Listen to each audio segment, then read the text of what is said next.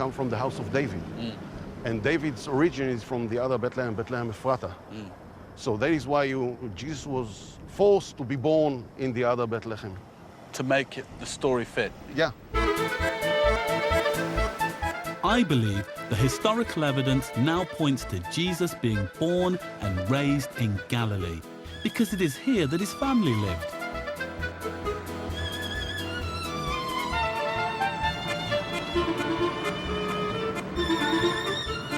In the early 1960s, a Franciscan archaeologist called Begatti went on a journey around Galilee. He wrote a book about his travels. In particular, he was looking for the villages in which Jesus' family lived. He was guided by a famous early Christian writer. Julius Africanus, who was a Christian writer of the early 3rd century and lived in Palestine, tells us a very interesting fact about the early members of the family of Jesus, whom he calls the desposunoi, which means people who belong to the master or the sovereign. Those called the desposunoi on account of their connection with the family of the Saviour, coming from the Jewish villages of Nazareth and Kokaba. They travelled around the rest of the land and interpreted the genealogy they had as far as they could trace it. Nazareth and Kokaba, which is a few miles from Nazareth, were evidently where the family were based. The name Kokaba means star in Hebrew, and it's possible they deliberately chose a village that had this name Star, which was one of the symbols of the Davidic Messiah. And they probably also connected the word Nazareth with Isaiah's prophecy of the Davidic Messiah, and he calls him the branch or the shoot. Hebrew word Netzah, Nazareth. 2,000 years ago, the city of Nazareth was just a tiny village. Today, one of the largest churches in the Middle East has been built over what is, according to the Bible, Jesus' family home. We have interesting evidence that the family farm continued to be owned and farmed by relatives of Jesus. The 2 grandsons of Jude, who were important leaders in the Palestinian Christianity in the late 1st century, were said to be farmers in Nazareth. And the exact size of the farm is stated, which means it must have been remembered in the Jewish Christian movement. There still survived of the relatives of Jesus, the grandsons of Judas, who, according to the flesh, was called his brother. These were informed against as belonging to the family of David. Another relative of Jesus is remembered here too. Hidden behind an iron gate, in what's left of the ancient church, is more proof that Jesus' family was still living here more than 200 years after his death.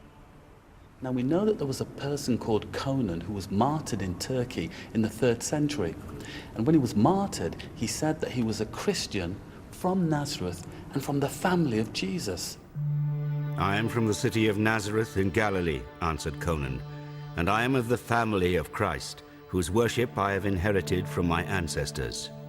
When the monks were first excavating here 100 years ago, they discovered a small grotto that they believed was dedicated to this same Conan. So here appears to be someone who comes from Nazareth. He lived there himself at some earlier point in his life. He was now a gardener in Pamphylia in Asia Minor, but he's a member of the family of Jesus.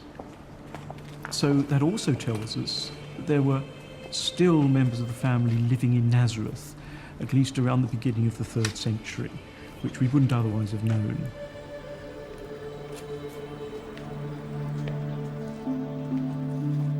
According to Begatti's guidebook, in a town 10 miles away, there was a burial site for another of Jesus' relatives.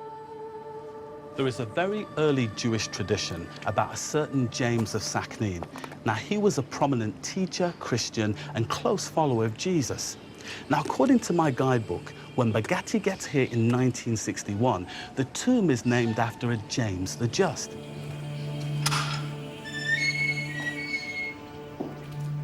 Who is this James of Sakneen? The possibility arises There are the two grandsons of Jesus' brother Jude, whose names were James and Zochar. There's quite a good chance, I think, that James of Zikneen may have been James, the grandson of Jude, who was a relative of Jesus. It's quite possible that this is really the site where one of the relatives of Jesus was buried. And he's probably the last person that we know belonged to the family of Jesus. Before I left, I wanted to ask the town's Greek Orthodox priest if there were any local traditions concerning Jesus' family. Now let me tell you something.